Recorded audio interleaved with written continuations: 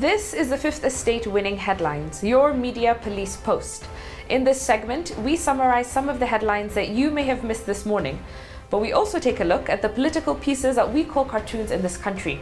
Today is the 5th of April 2022 and I am 2J. I am JM. And I am Miss K. Again, in case you missed today's headlines, here they are. Daily Nation, the path to power, RAILA's big headache. The Standard, how 34 billion shilling dispute pushed Kenyans into fuel shortage. The Star, Ruto's UDA to splash 500 million shillings on primaries. And finally, People Daily, murder attempt case for RAILA 17. Ooh. I'll kick us off. And yesterday, Kenya Kwanza released a statement on the artificial fuel shortage and the high cost of living.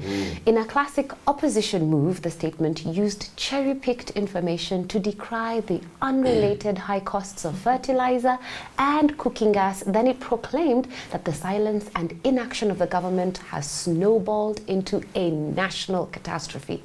In our view, the country is in an echo chamber with regard to the fuel shortage. An echo chamber is a situation in which people only hear and accept information and opinions that are similar to their own. It's called an echo chamber because people hear their own voice. What I mean is that the people in an echo chamber just repeat, reinforce, and confirm their own opinions on a matter. In an echo chamber, people are not open to new information or ideas that don't fit in with what they already believe. And even though their given view of an opinion is usually supported by incomplete evidence, echo chambers create misinformation and distort a person's perspective, and they are fueled in part by confirmation bias, which is a tendency to favor information that reinforces your existing belief. When someone in an echo chamber is confronted with information that disagrees with them, one of the ways they discredit the information is to talk about the trustworthiness of the source. Now, Petroleum and Mining PS Andrew Kamau gave an explanation for the shortage and a timeline for its resolution. That did not stop Kenyans from engaging in a panic buying run on fuel stations. Because we're living in an echo chamber, we do not trust government, and information that is valid and true will be discredited just because we do not trust its source.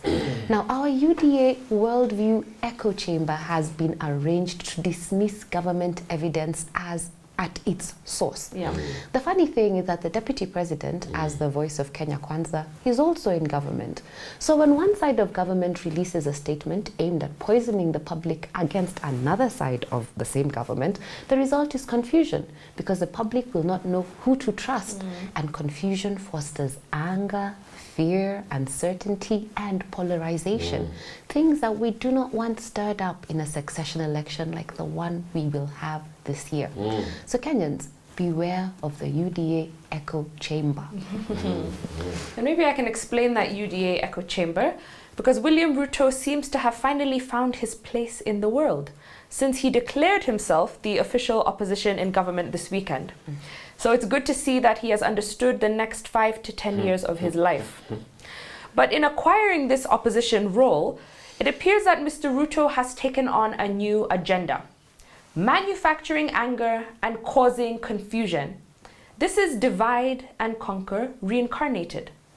So let's just briefly take a look at 2 recent incidents to understand this, one of which Ms. K covered. So we start this with this weekend, when Raila Odinga's chopper was stoned and destroyed. Then, with almost military precision, William Ruto commanded the attention of the press to condemn this attack on Baba and then apologize. Bravo, Mr. Ruto. He got in front of the story and looked like a statesman. But we're not convinced that this was an honest apology. We know that the attack happened in Ruto's backyard. And we also know, as CS MATIANG'I has told Parliament, that the attack was pre-planned and pre-funded, with the names withheld for a later date. So we ask, why did Ruto apologize? And should his apology be read as an admission of guilt? They say if you cannot convince them, confuse them. And in our view, country was confused into silence. Next, we address the fuel crisis that has captured the nation. And we want to tell country that there is no fuel crisis. It is a fake disaster. So in her book, The Shock Doctrine, Naomi Klein explains how a crisis is created and exploited to distract the public. This is the new agenda. Mr. Hustler in opposition took this so-called fuel crisis and amplified it to the country, causing panic and anger. Again, bravo, Mr. Ruto. Again, he commanded the attention of the press to condemn this fake shortage and accuse the government. All because Kenyans are more interested in buying lies wholesale than in engaging with the truth. But allow me to flip this moment of false national crisis on its head with the words of Uhuru Kenyatta. And he said this at the beginning of the pandemic in 2020. He said, and I quote, "Sometimes it takes a great crisis to find a great opportunity." So whatever Ruto stands to gain by creating anger and confusion in this moment also presents the president with an opportunity to put the brakes on his deputy who is completely out of control. Absolutely. As I said last week, I'll be talking about electability. Electability is about three things: image, money, and message. On the one hand, we have UDA. Although the party lacks in credibility, it has quite an appealing image and a compelling message. Where they are suffering is their resource base. On the other hand, we have Azimio. Azimio has tons of credibility and lots of money, but they have a serious image and message deficit. And that is why the Azimio campaign, relative to the Hustler campaign, is limping. But all is not lost. What Azimio needs is just a little bit of creativity. There's a rule in politics: if you can't stop the tide, then steer it. And let me explain by way of a short story. Somewhere in Bangkok, the owner of a wine shop was struggling to get customers.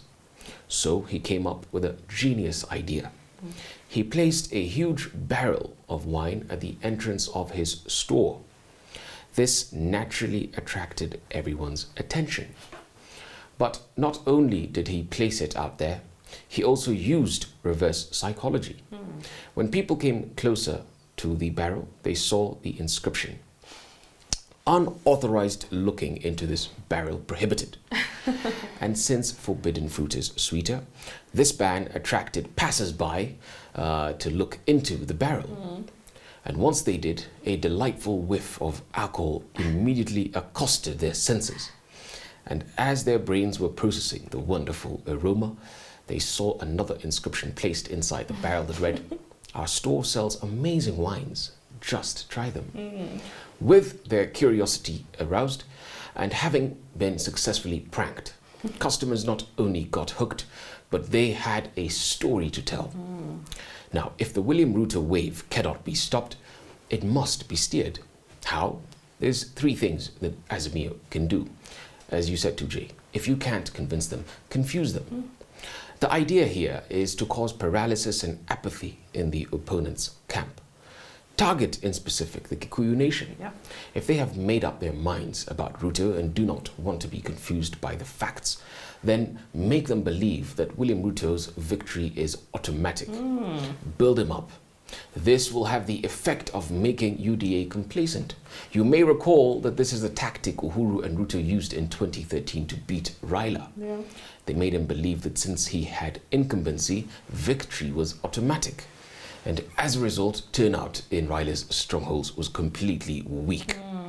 2, do mirror imaging.